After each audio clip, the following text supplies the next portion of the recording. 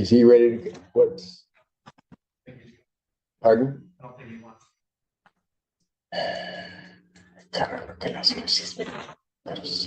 Sick, Your Honor. No. No. Did you want to go back there and try to talk with him? Because, and the record should reflect, if it doesn't already, that after the court's admonishment to defendant and asking whether or not the people in defense were ready. Ms. Lundy, everybody may be seated. And I apologize for interrupting you in the middle of closing. I'm The terribly. behavior from him, from Mr. Bloom, I am not going to have in terms of his gestures, his noise and everything, particularly behind Ms. Lundy's back.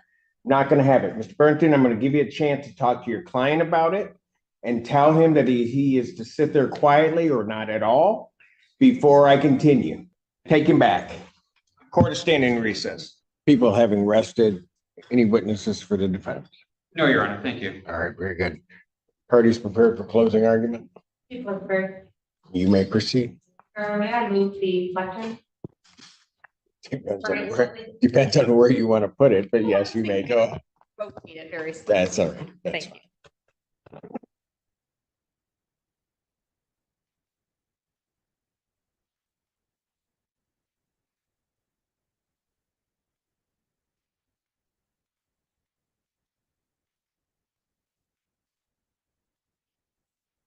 Good afternoon.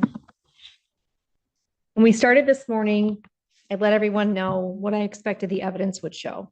Started talking about that Rocky Isley was a nurse working in the jail, and on that date, the defendant was incarcerated in the jail. Talked about how we were going to hear from different witnesses about the defendant reporting to experience a medical emergency. We've heard from 3 different witnesses. First, from Officer Naveen, talked about how that was his assignment that day. The defendant had been upset that day. He talked about how he was upset even earlier in the day. He understood that the defendant was upset about something that had happened before Officer Naveen had even gotten there that day. We heard that he cannot ignore anyone's request for a medical emergency.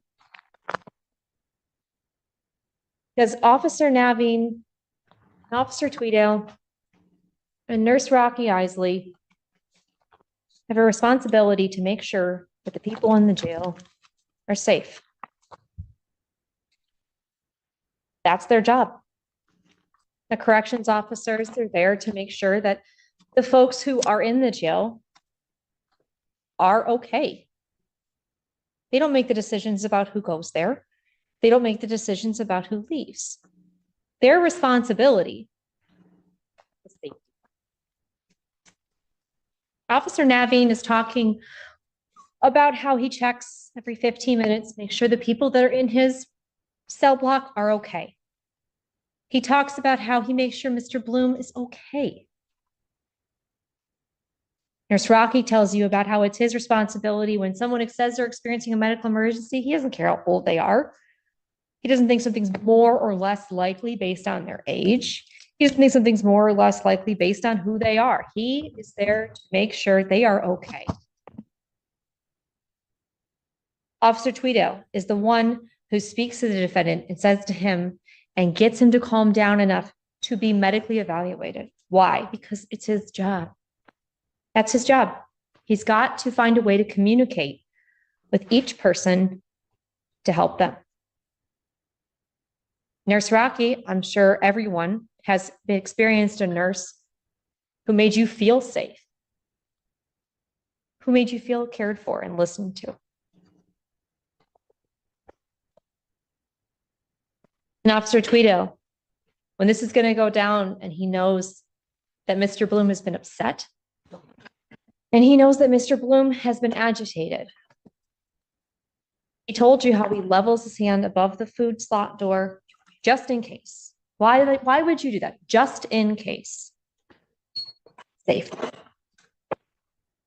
But the only person out of these 4 men who didn't care about the safety of another person was the defendant.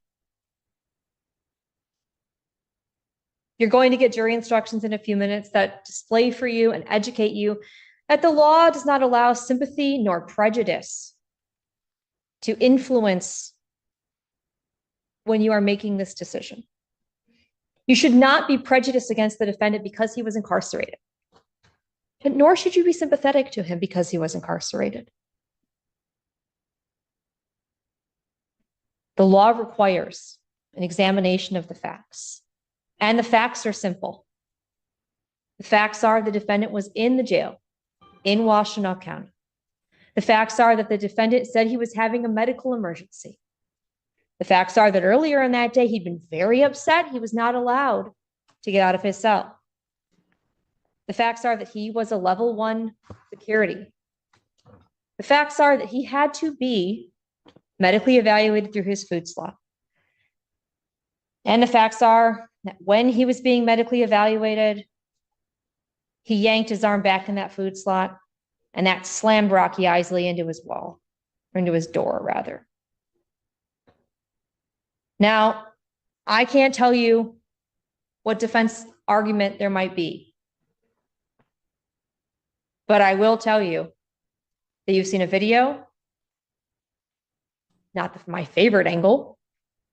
You've seen medical records, and you've got a copy of Rocky Isley's own statement that he made on May 31, the day after this happened in the night, about what happened.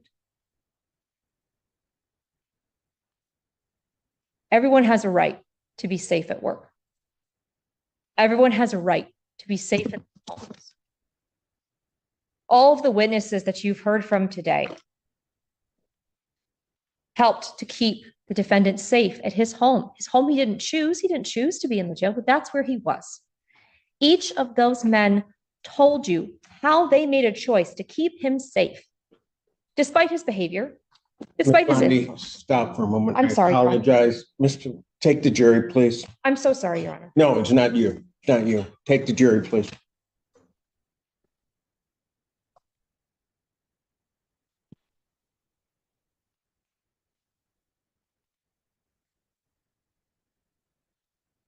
Ms. Lundy, everybody may be seated.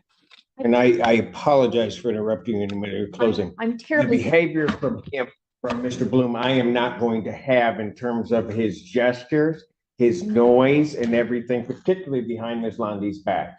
Not going to have it. Mr. Burnton, I'm going to give you a chance to talk to your client about it and tell him that he is to sit there quietly or not at all before I continue. Take him back. Court is standing in recess. All right.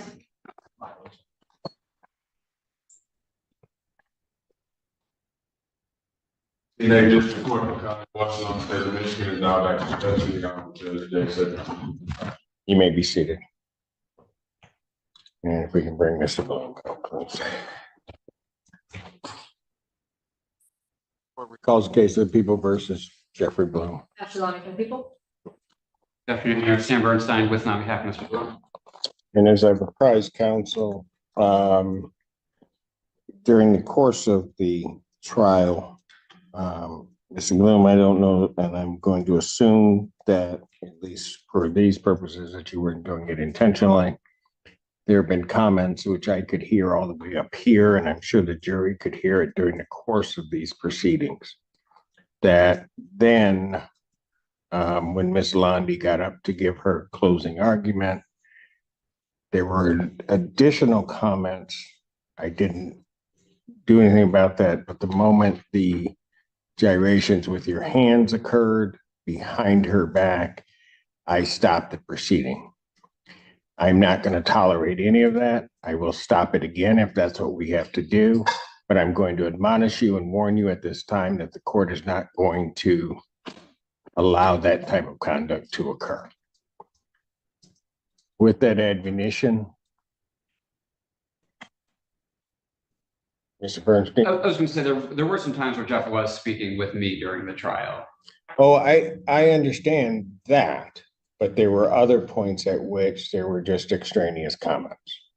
So I was letting those go, but I'm not going to have that and have counsel interrupted during the course of their closing arguments. With that admonition, are the parties ready for the jury? Your Honor, I also understand there's been information given to the jury that. Correct.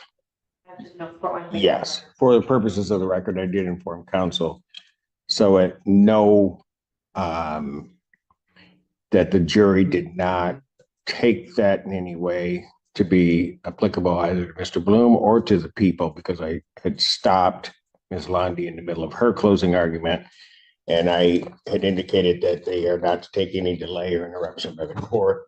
They are not to attribute it to either party. They are to attribute it to the court of its own doing, so that the jury understands that and does not hold that against the people or against the defendant. Thank you, Your Honor. I am ready to proceed. Is the defense ready? I am ready, Your Honor. All right, let's bring the jury.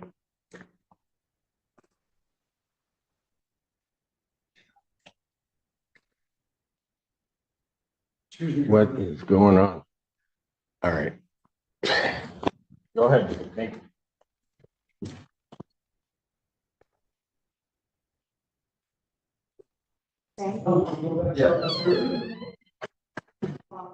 Still hot mic. Oh.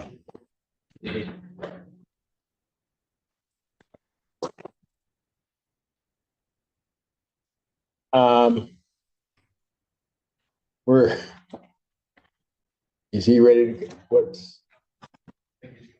Pardon? I don't think he wants.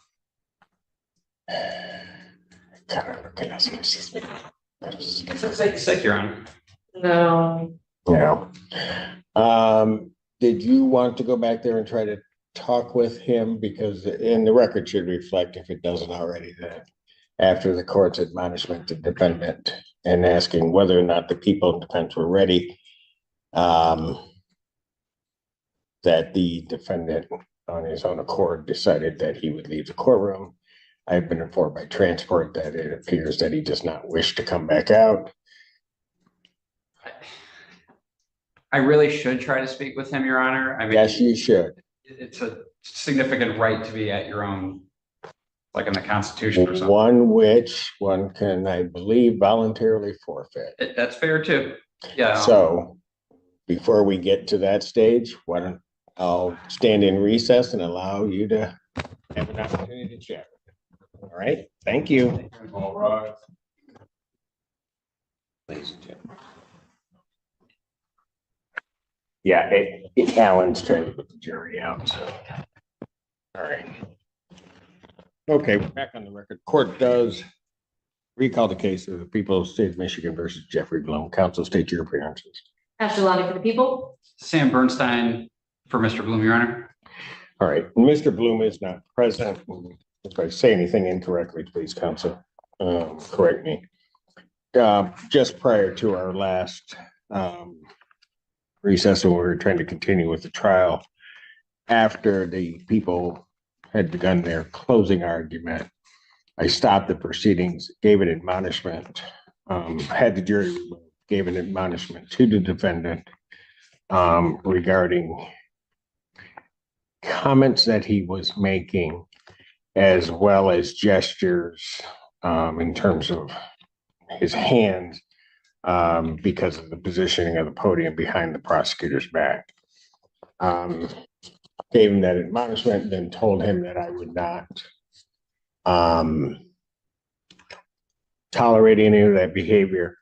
At that point, I did not hear anything, or at least nothing that was audible or understandable from the court in terms of the defendant saying anything. The defendant got up and he removed himself from the courtroom. Transport took him back. I took a recess in order to allow Mr. Bernstein to speak with his client. I was then informed during the course of that from transport that Mr. Bloom did not wish to return to the courtroom. And so that's kind of where we were left. The question that arose as to whether or not this court, given the defendant's behavior, whether or not this court could continue with the trial, even though we just had closings and the verdict to go. Out of an abundance of caution, after speaking with counsel, and the court looking up for some guidance in this regard, the court did find me, I think it's Rule 43. I didn't bring my copy out of the federal rules, which specifically address the issue where a defendant removes himself from a trial in the middle of the proceedings or doesn't elect to participate. I did not see a rule specifically in the Michigan court rules governing that. As I did a brief research in trying to find cases, the case of the people of the state of Michigan versus Jerry Oliver Swan, that being 394 Mich 451, came to light. It was a 1975 case, so it's a little bit old, but it still looks to be good case law. I gave that to counsel, asked them to take a look, see if we could, between all of us, make a determination as to what would be the best way to proceed. And granted, I don't think anybody's had an opportunity to do any extensive research on it. However, I would indicate that if nothing else, the Swan case is less illustrative of a point. And the synopsis basically indicates the Supreme Court held the defendant did not reappear in the courtroom after a mid-trial recess, had not reappeared 4 days later, and testimony was received regarding attempts to locate him. Trial court properly proceeded with the trial with receiving, part of the testimony in the jury's verdict in the defendant's absence. Taking that without anything else in front of me is sort of a guideline. The court believes that the defendant has indeed conducted himself in a fashion where he has made himself absent mid-trial. It seems to me that what the Swan case seems to point to is that an opportunity be given where this defendant being in custody, we don't have to locate him, but at least an opportunity to be given to the defendant to come back and voluntarily participate in his trial. Having said all of that, after speaking with counsel, the court has made a determination to adjourn the remainder of the jury trial. We are adjourning it to September 30th, 2024 at 10 a.m. For closing arguments and final instructions to the jury.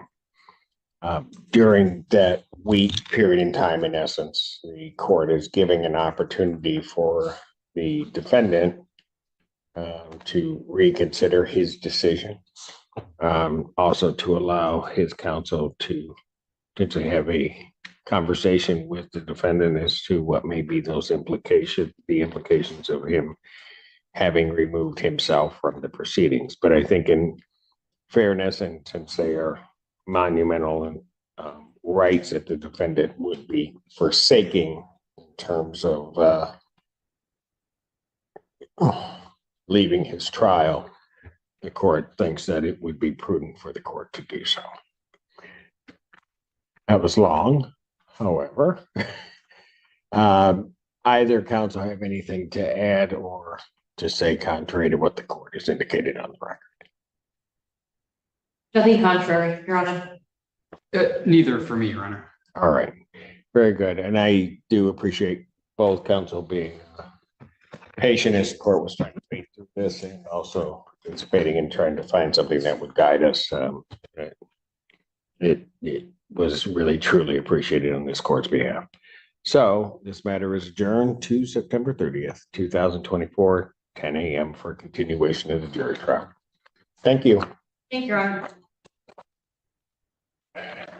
I should, don't go off yet. I should also note one other thing. The people had requested that I give to the jury an instruction to not talk to anybody, same instruction that I'd given them during the opening statement, but just to reiterate that to them. And the initial thought was to bring them back out, give them that instruction, and then have them go. And I think it was correctly pointed out that Mr. Bloom not being present here may send some signal to the jury. I assured counsel after they had indicated that they trusted the court to give that instruction to the jury. I did do so.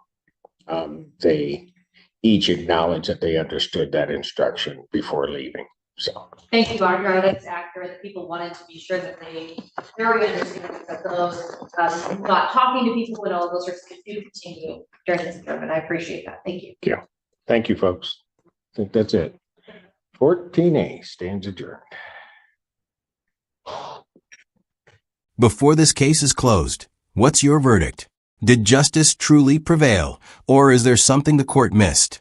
Drop your opinion in the comments. I read the most thoughtful ones, and your perspective could be featured in our next video. If you're fascinated by real courtroom drama, shocking evidence, unexpected verdicts, and true crime cases, make sure to subscribe and turn on the notification bell so you never miss the next case. The next courtroom battle is already waiting, and trust me, you won't see the ending coming. Until next time, stay informed, stay curious, and remember, every case has two sides, but only one verdict.